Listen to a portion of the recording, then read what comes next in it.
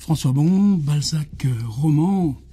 On continue l'exploration petite pièce par petite pièce, petite date par petite date, et selon que ça vient, selon que l'arbitraire même vous met du Balzac dans les mains. Par exemple, ce matin, pour atelier d'écriture, je rouvre Blaise Cendrars, ce volume 11 là où il parle du cinéma par exemple, ou de la publicité, et je tombe sur son texte sur Balzac. Mais j'avais totalement oublié que Cendrars avait écrit un texte sur Balzac. Et voilà comment il n'y a même pas besoin d'aller chercher ou d'inventer, c'est juste là. Hop là, ça vous pousse par ici, ça vous pousse par là. Hier matin, une écrivaine, Laura Vasquez, il y a maintenant un petit paquet d'années qu'on échange, on a même travaillé ensemble. Je l'avais reçu à l'École d'art nationale supérieure de Cergy. On avait fait un atelier qui s'appelait « Est-ce que YouTube s'apprend ?» C'était un sacré souvenir. Et Laura Vasquez, j'ai suivi l'an dernier aussi à la Villa Médicis, elle envoie apparemment régulièrement des petites notes. Là, c'était sur le rêve, sur une phrase de Kafka, sur réalité et image, et que l'image ne nous donnait pas un sentiment de réalité aussi fort que celui du rêve. Et pour compléter cette phrase de Kafka, dans ce petit mot là, on s'inscrit par mail, je suis dans les heureux récipiendaires, il y avait récipiendaire ou récipiendaire. Il y avait une citation de Stefan Zweig. Alors Stefan Zweig, vous savez qu'en 1946, il publie une vie de Balzac sur laquelle il a bossé plus de 20 ans, mais c'est inachevé. Bon, pour moi, c'est pas un outil de travail, mais Zweig, en 1908, publie ce petit bouquin qui s'appelle 3 mètres. Alors, 3 mètres, pour lui, c'est une sorte de triangle qui organise le 19e siècle. On a Balzac, on a Dickens et on a Dostoïevski. Un tiers du livre chacun, et c'est Balzac qui entame son étude. Et le passage là que Laura Vasquez avait noté, elle recopie ça. On raconte que dans sa jeunesse, lorsque dans sa mansarde il mangeait du pain sec, qui était son misérable repas, il avait dessiné sur la table à la craie des contours d'assiettes et écrit au milieu de ces contours les noms des mets les plus choisis, afin de sentir ainsi dans son pain sec, rien que par la suggestion, le goût des plats les plus coûteux. Et de même que, dans ce cas-là, il croyait éprouver le goût des plats absents, qu'il l'éprouvait véritablement de même. Il a, à coup sûr, savouré absolument tous les charmes de la vie dans les élixirs de ses livres, et il a illusionné sa propre pauvreté avec la richesse et le faste des personnages. Et tout de suite, moi, là, c'est à la fois... l'anecdote était formidable, mais on retombe sur illuminer sa propre pauvreté avec la richesse et le faste de ses personnages. C'est justement là où je cale par rapport à Stefan Zweig. Simplement, j'ai relu l'ensemble de l'étude, et la façon dont Zweig s'invente pour lui-même ce Balzac fantôme, je vous promets qu'on y revient. Simplement, il restait l'anecdote. Et l'anecdote, Laura Vasquez, elle y trouvait c'est-à-dire tu dessines, et il y avait cette mention, et ça c'est un écrivain, il avait dessiné sur la table à la craie. Donc sur la table de bois, il dessine avec la craie des assiettes et il écrit le nom des plats, donc cette production de langage, et Laura, elle en faisait une digression. C'est-à-dire, tu écris à la main le nom des plats, et en fait, ce qui n'est qu'un dessin devient pour toi la réalité du goût et de la perception. Ça, c'est mon introduction. Et donc, Stefan Zweig, on y reviendra demain. Alors après, moi, je reprends bien sûr ce qui pour moi est le livre qui fait le plus autorité, la biographie de Roger Pierrot. Et Roger Pierrot mentionne, alors on est rue Lesdiguières, qu'est-ce que la rue Lesdiguières? On va en parler, dans son précieux petit livre « Les débuts littéraires d'Honoré de Balzac », Perrin 1924, page 42-43. Ça c'est Roger Pierrot, aucun cadeau sur les sources. Or, 1924, Stefan Zweig n'a pas eu accès.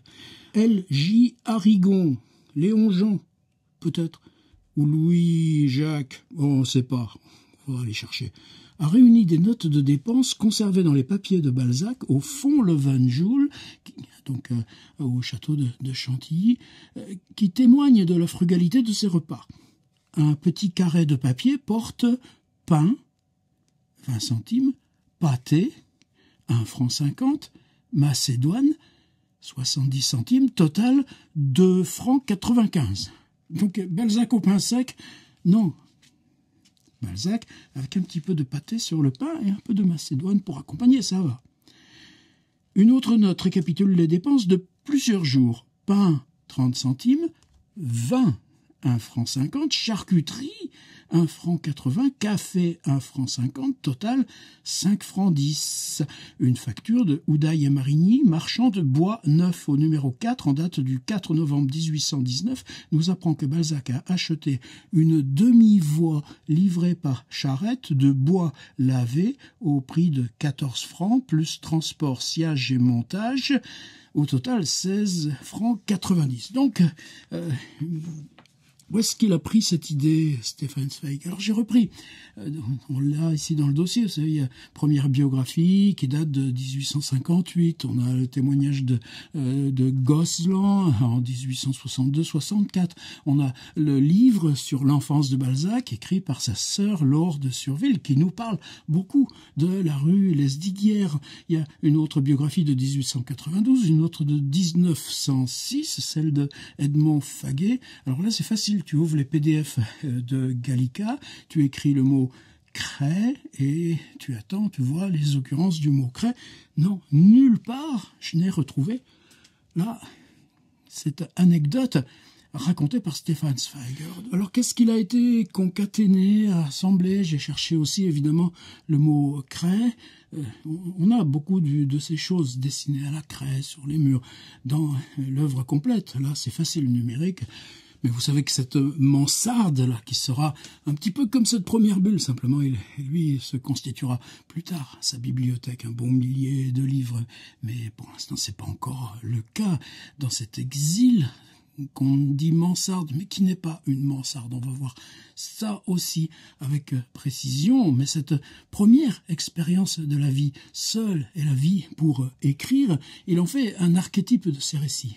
Et dans la première vidéo Peau de chagrin qu'on a installée là dans ce projet, dans cette spirale Balzac roman, pour moi c'était une curiosité de découvrir en quoi la fabrication de cette chambre pauvre, cette chambre où culmine la pauvreté mais qui devient le laboratoire d'accès à lui-même pour Raphaël, comporte un nombre important d'éléments fictifs. En particulier, le piano, parce qu'il a besoin dans la peau de chagrin qu'il y ait un piano. Par contre, comment Balzac? Lui, Balzac, c'était un violon rouge. Qu'est-ce qu'il aurait fait d'un piano? Pourtant, il nous parle d'un piano.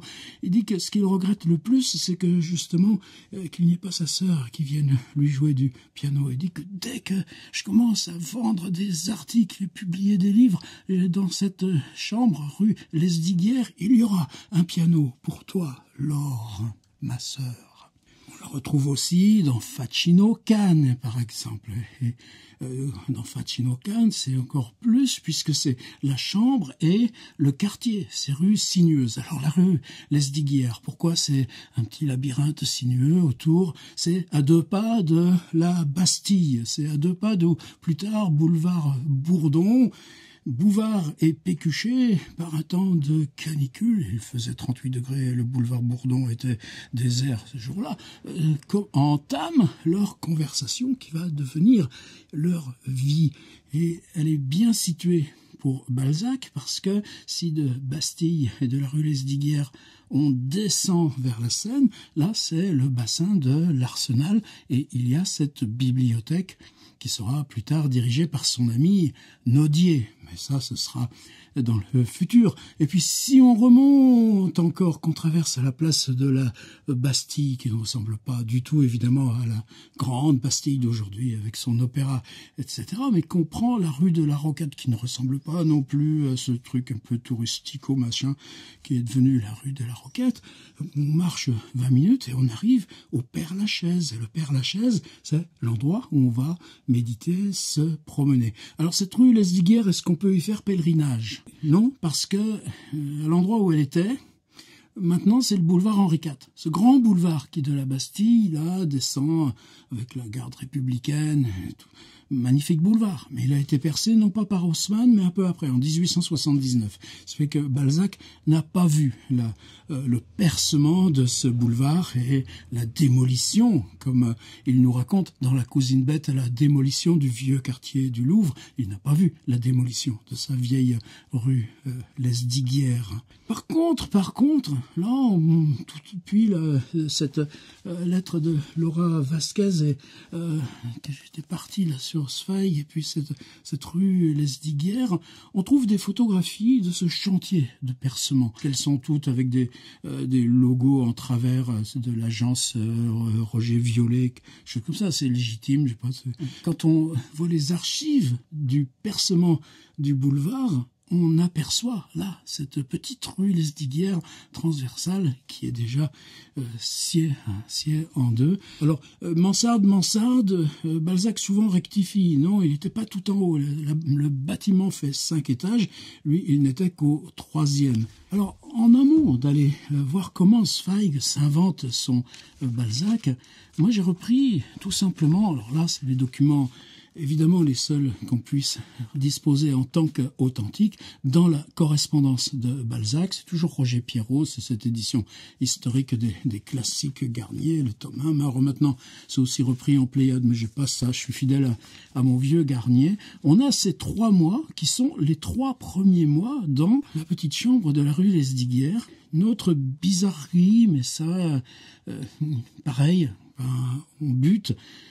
Pour le premier trimestre 1820, on a les lettres que Balzac reçoit de sa sœur, mais on n'a plus les lettres que lui envoie à sa famille. Alors dans ces lettres de septembre à décembre 1819, écrites donc principalement à sa sœur, Laure, on a aussi quelques lettres envoyées au papa, quelques lettres envoyées à la maman, mais la complice, l'alter ego, c'est sa sœur Laure, qui lui écrit septembre 1819, « Pour toi seul, j'ai ma chère bonne, etc. » Et il lui parle de son Cromwell en cours d'écriture. Alors la situation de Balzac, quand il aménage en 1819, vous savez que quand il a 17 ans, on le met à faire son droit. Bon, il va faire des études de droit.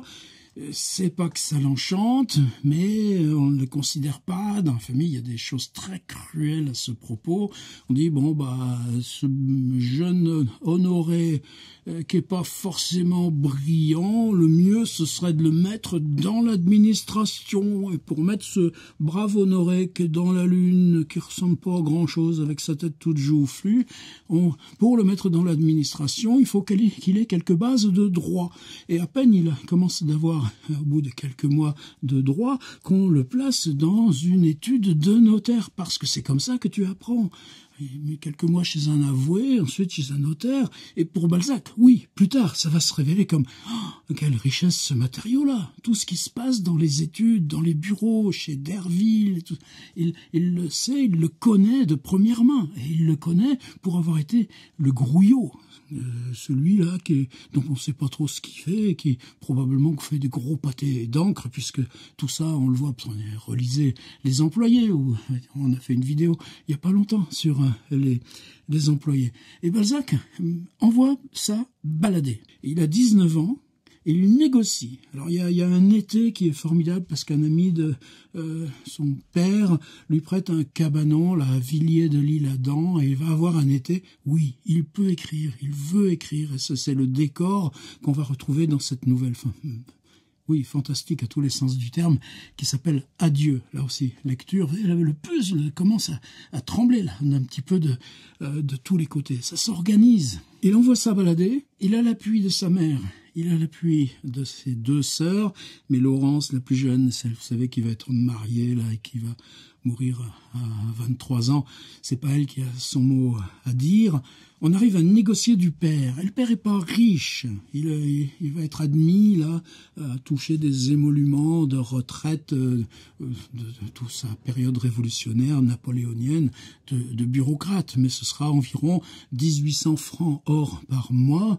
Donc c'est bien évident que ce qu'on va donner à Honoré pour qu'il ait là une année de liberté, ce sera pas ça. Effectivement, ça va être pauvre. Mais dans une famille respectable comme les Balzac, est-ce que tu dis « Oh, notre fils aîné est à Paris parce qu'il souhaite passer ses journées en bibliothèque pour écrire ?» Non, le premier truc du deal, c'est « Oui, on t'accorde cette chambre rue Lesdiguières, c'est la mère qui l'a trouvée. Nous, on communiquera pas directement avec toi. » C'est une domestique, Madame Cumin, là, qui va faire l'intermédiaire et qui viendra quand même une fois par semaine lui apporter un petit panier de ravitaillement. Ça, Balzac, une fois, il écrit à sa sœur « Du porc, maman m'avait mis du porc !» On est loin de l'anecdote de Stéphane Zweig, mais il n'a pas le droit de s'exhiber, de rencontrer quiconque de la famille. Dans la famille, on dira Honoré est parti dans le sud, il est parti dans le Tarn, là, vers Albi. Ouais, sauf que là, c'est le moment, vous avez vu cette vidéo aussi, où ce tonton Louis Balsa va être condamné pour homicide et décapité. Donc, évidemment que tout ça, c'est de la fiction. Balzac ne mettra pas le pied à Albi, mais on a les avertissements de sa sœur quand il revient là au printemps les voir à Villeparisis. Et comment tu vas raconter Albi, elle lui dit. C'est-à-dire que tu as le droit de passer ton hiver à écrire. Il va se lancer dans un projet, une pièce en 5 actes sur Cromwell. Mais c'est nul. En plus, il va falloir passer l'examen ensuite. Et tout le monde lui dira « Oh, ce pauvre Honoré, qu'il fasse n'importe quoi sauf de la littérature. » Mais comment ça pouvait marcher, cette espèce de pièce? Il aurait fallu le gros biceps de Victor Hugo, mais surtout la reconnaissance préalable de Victor Hugo pour que cette chose-là puisse marcher. Balzac ne connaît rien aux rouages là, qui fabriquent l'écrivain et le théâtre. Et au bout de la rue Lesdiguières, il y a quoi? Il y a l'échec. Mais c'est précisément là où tu comprends que c'est dans cette traversée de l'échec que tu peux arriver à trouver, là, enfin, le chemin dans lequel tu vas marcher, et marcher d'un bon pas. En plus, il y aura Madame de Berny, qu'elle va rencontrer là, la voisine, la nouvelle voisine de ses parents, à Villeparisis, et qu'enfin, quelque chose va s'assembler. Alors c'est ça, ces premiers mois, rue Lesdiguières. Alors ça se passe comment, ces premières semaines? Ben évidemment, ça se passe que t'écris rien. Il y a la ville, il y a la découverte. Prenez les descriptions de Facino Cane, comment on découvre Paris par un de ces quartiers le plus populeux. Et puis on est tout seul pour se débrouiller. Comment on organise le sommeil, comment, par exemple, dans les premières choses, les premiers conflits, c'est qu'il dépense de l'argent pour acheter une gravure, pour décorer sa chambre. Et ça, qu'est-ce qui prend de la famille? On se prive, nous, pour que tu disposes le minimum dans cette chambre, et toi, c'est pauvre argent, tu le dépenses pour une gravure. Il y aura quoi dans la correspondance avec sa sœur? Parce que fin octobre, il va commencer à faire petit à petit plus froid. Un manteau. Il lui faut un manteau, parce qu'il a qu'un demi-manteau qui laisse passer, et qu'il dort avec son manteau. Parce que sinon, la chambre est bien trop froide. Je commence à passer assez gentiment les nuits, mais le froid me pipe. C'est un mot de papa. Je ferai l'acquisition d'un vieux fauteuil de bureau qui me garantirait au moins les côtés et le dos du froid, et mon pauvre derrière des hémorroïdes. Ne dis rien, ma chère bonne mère, des travaux nocturnes. Non, ne m'en parle pas non plus. Je suis décidé, tu sais, je crevais de venir à bout de Cromwell et finir quelque chose avant que maman ne vienne me demander compte de mon temps. Je suis plus que jamais engoué de ma carrière par une foule de raisons dont je te dirai quelques mots. Et par rapport à cette situation de clandestin, puisque soi-disant il est à Albi, et pourquoi ne viendrais-je pas un jour que vous m'indiqueriez à certains endroits du canal de l'Ourcq, lequel vous m'indiqueriez, il répète. Je suis sûr de n'être pas vu sur la route. En partant à 6 heures du matin, je peux arriver à 11 heures. Nous déjeunerons. Et le cadet de Gascogne, en partant à 2 heures, arriverait à 9 à Paris. Et il aurait vu ce qu'il a de plus cher au monde. Mais ne prenez ni un samedi, ni mercredi si vous donnez dans mon projet. Adieu, je t'embrasse. Je suis ton loup-garou de frère. Tu veux, ma chère sœur, des détails sur mon emménagement et ma manière de vivre? En voici. J'ai répondu à maman elle-même sur les achats. Mais tu vas frémir, c'est bien pique. Un achat, j'ai pris un domestique. Un domestique, mon frère. Y penses-tu? Bon, le passage est très célèbre. Celui de monsieur Nacquart se nomme Tranquille. Le mien se nomme Moi-même. Lorsque je suis éveillé, je sonne moi-même. Il fait mon lit. Moi-même? Quoi, monsieur? J'ai été piqué cette nuit. Regardez s'il y a des punaises. Oh, les punaises de lit. Monsieur, il n'y a point de punaises. Bon, il se met à balayer, mais il n'est guère adroit. Mais ne faites donc pas tant de poussière. Mais monsieur, je n'en vois pas. Allons, taisez-vous, raisonneur. Et il se tait. Mais c'est charmant, un domestique comme ça. Il bat mes habits, a soin du linge, décrotte mes souliers, cire mes meubles, balaye en chantant, chante en balayant, rit en causant, cause en riant. Tiens, tu vois que mon Balzac, il connaît déjà son Rabelais. Mais je l'arrête et lui dis, moi-même. Quoi, monsieur? Ne causez pas, mettez la table, servez mon déjeuner. Oui, monsieur, je déjeune, alors, crainte qu'il me vole, après déjeuner, j'ai toujours soin de le gronder. Il prend de l'humeur, et vite je le mets à la porte, la ferme à clé, et je l'envoie promener. C'est un bon garçon. Au total, il a mis mon linge bien par ordre dans l'armoire à côté de la cheminée, après l'avoir bien collé en papier blanc. Il y a mis lui-même sa serrure, avec 6 sous de papier bleu, et de la bordure qu'on lui a donnée. Il m'a fait un paravent. Il a peint en blanc la chambre depuis la bibliothèque jusqu'à la cheminée. Quand il ne sera pas content, ce qui n'est pas encore arrivé, je l'enverrai à Villeparisis chercher du fruit, ou bien à Albi savoir comment va mon cousin. J'ai fait, ma chère sœur, dorer la cage du moineau le mieux possible. Il faut joncher sa vie de fleurs. Je travaille à cela quand je t'écris. Maintenant que j'ai fini la gazette officielle, je vais bavarder. Voici le feuilleton. Le père et la mère du second sont de braves gens. Malgré ma perspicacité, je n'ai pas encore pu deviner ce qu'ils sont. Le père est paralysé tout du côté gauche. Le propriétaire est un brave homme. Sa femme est femme de commerce, un peu commune, malgré son bel air. Ils ont 2 fils. L'aîné est un grand paresseux et une fille mariée au marchand de porcelaine de la rue du Petit Lion. C'est à lui que nous avons acheté la dite soupière du petit service de maman. Quant au célibataire du 3e, c'est un feignant. Croirais-tu que j'ai été une semaine à pensailler, rangeailler, mangeailler, promenailler, sans rien faire de bon? C'est lui, le célibataire du 3e. Coq-Sigru me paraît trop difficile. C'est un projet de roman, mais ça, on n'a aucune trace. Au-dessus de mes forces, et je ne fais qu'étudier, me forcer le goût, à croire que je perds la tête si je n'avais le bonheur de tenir mon respectable chef dans ma main. Ne t'étonne pas si je t'écris sur une moitié de feuille, et avec une plume mauvaise, et surtout si je te dis des bêtises. Il faut que je retrouve mes dépenses, j'économise sur tout ce que je fais, même sur mon écriture, comme tu vois. Ah, mademoiselle Laure, du linge, il me manque le numéro 10 des bas de coton blanc et le numéro 3 des bas de fil gris, une serviette de toilette. C'est tout le bilan. Et le premier jour, mercredi, que j'ai trouvé cela de moins, mère commun doit chercher la serviette. Tu dois avoir une des 2 paires de chaussettes, mais l'autre. Très précis. Oh, ma sœur, que de tourments donne l'envers de la gloire. Vive les épiciers, morbleu, toute la journée au comptoir pour tout plaisir. Un infernal mélodrame. Ah, quels gens heureux. Mais aussi, ils passent leur vie entre le gruyère et le savon. Allons, meurent les épiciers, vive les gens de lettres.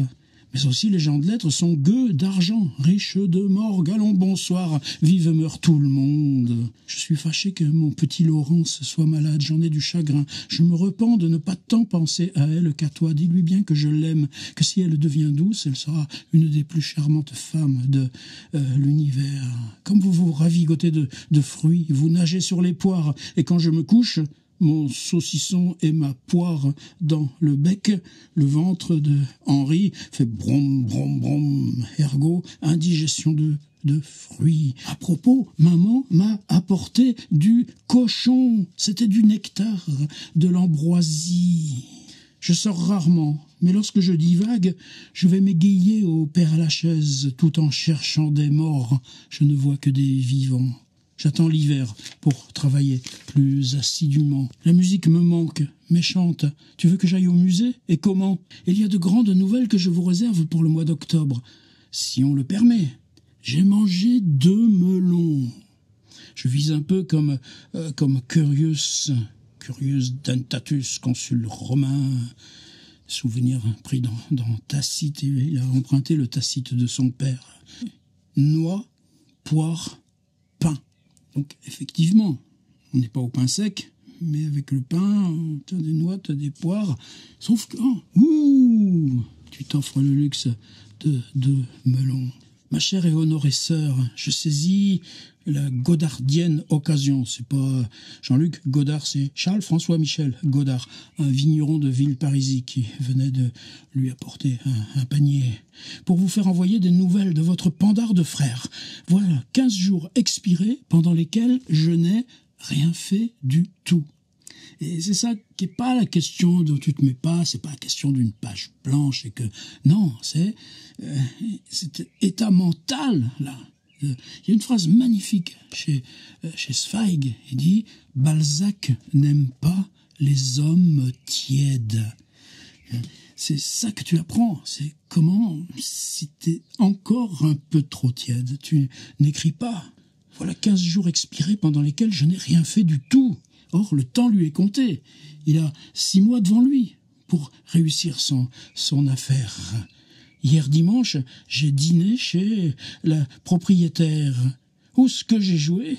Où est-ce que j'ai dîné chez la propriétaire? Où est-ce que j'ai joué aux petits jeux innocents?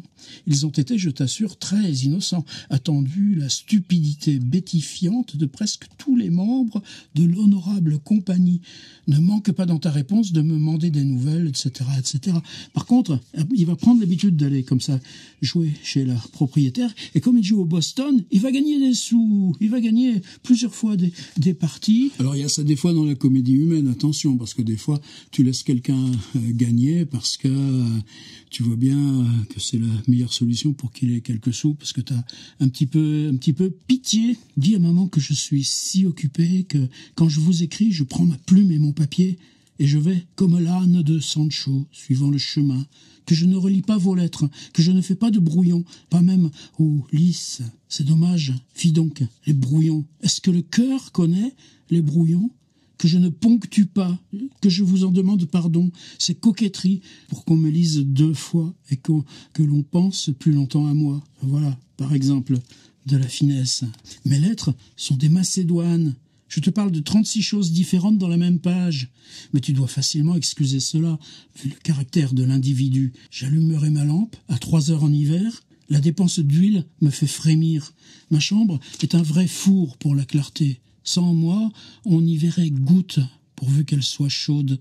J'ai encore une dépense, ce sont des bourrelets pour garnir ma porte, dessous laquelle le vent siffle comme Tulou dans sa flûte. Quand viendrez-vous à Paris vous chauffer à mon feu, boire mon café, manger mes œufs brouillés, raccommodés dans un plat de faïence que je n'ai pas encore? Adieu, Saurore. Et puis là, à mesure qu'arrive l'hiver, c'est que Balzac, plus tard, il n'a plus que 3 dents dans la bouche. Et c'est dès ce moment-là, alors là, tout d'un coup, c'est le corps qui passe là. Ma fluxion est bien désenflée ce matin. L'abcès diminue, hélas. Dans 2 ou 3 années, peut-être, je ne mangerai plus que de la mie, de la bouillie et les mets des vieux. Il faudra ratisser des radis comme bonne maman. Tu auras beau dire, fais arracher. Il faut arracher tout. J'aime autant laisser la nature. Les loups ont-ils des dentistes? Allez, un dernier petit morceau pour ces 3 mois de la rue Lesdiguières. Là où maintenant, quand on va de la Bastille ou vers le Marais ou la Seine, en suivant le boulevard, on passe là directement au 3e étage, fantôme au-dessus de la circulation. Balzac est toujours dans sa chambre. J'éprouve aujourd'hui que la richesse ne fait pas le bonheur. Je t'assure que ces 3 ans que je passerai ici, ce ne sera pas 3 ans, seront pour moi une source de félicité et de souvenirs pour le reste de ma vie. Et c'est même, je pense, quelque chose d'encore plus, c'est-à-dire dans ces premiers franchissements de l'intuition, du rêve de l'écriture, de cette solitude, du temps qui s'ouvre. Je pense que chacun d'entre nous, on a des périodes comme ça. Ensuite, plus tu avances, plus tu continues dans des choses beaucoup plus compliquées, où tu as beaucoup plus, y compris de savoir technique, c'est cette pensée-là, cette intuition-là, à laquelle il faut toujours revenir, la garder dans tes mains pour que revivre chaque fois comme une traversée de l'origine. Ces 3 ans que je passerai ici seront pour moi une source de félicité, de souvenirs pour le reste de ma vie. Dormir bien couché, vivre à ma fantaisie, travailler selon mon goût, ne rien faire quand je veux, m'endormir sur l'avenir, n'avoir pour compagnie que des gens d'esprit, le petit père compris, et les quitter quand ils me fâchent, voir les sots en passant et passer en voyant les sots. Ne penser à Villeparisis qu'en songeant qu'on y est heureux. La nouvelle Héloïse pour maîtresse, La Fontaine pour amie, Boileau pour juge, Racine pour exemple, et le Père Lachaise pour me promener. Ah, si cela pouvait durer toujours, je n'ai pas d'autre inquiétude que l'envie de m'élever, et tous mes chagrins viennent du peu de talent que je me reconnais. Car toi, tu peux augmenter en travaillant la vivacité de tes doigts. Mais tous les travaux du monde ne donnent pas un grain de génie. On peut jouer du piano et bien déclamer les vers, sentir les charmes de la poésie et de la musique, mais composer et versifier, au diable la médiocrité, au diable les Pradons, les Beauvarlais, il faut être Grétry et Racine. Tout cela, génie ou sans génie, je me prépare des chagrins. Sans génie, je suis flambé. Il faudra toute ma vie sentir les désirs, n'être qu'un homme médiocre, me rejeter sur la fortune, que de soins, que de peine. Voilà, merci Laura Vasquez de cette phrase reçue là dans cette petite... rien que ça aussi, nous, c'est peut-être ça qui dessine ce qui est notre champ de résistance. Tu as quelques idées là, littérature sur rêve, réalité, Kafka. Te revient cette phrase de Zweig. Tu mets ça dans un email et cet email part à une liste. Personne sait qui la reçoit, sauf elle probablement. Mais ce genre de partage tout discret. Et puis moi, mais où est-ce que Zweig a pris cette phrase? Et en recherchant bien sûr dans toute la liste des biographies qu'on peut avoir sur Gallica, encore une fois, je suis à peu près sûr que Zweig a inventé cette anecdote. Évidemment, on va trouver qu'est-ce qu'il a concaténé, comment s'est passé ce court-circuit.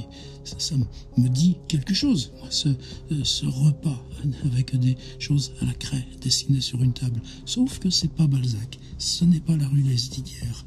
Alors, demain, on ira voir Zweig inventant son Balzac, comme après-demain, on ira voir Sandrard inventant son Balzac, sans compter tout ce qu'on a encore à faire, nous, pour le lire ici, dans notre rue Lesdiguières. À nous, comme chacun de nous porte à jamais une rue Lesdiguières. Non? Et pensez-y, en marchant sur le boulevard et en regardant au 3e étage Balzac, qui n'y est plus dans les nuages.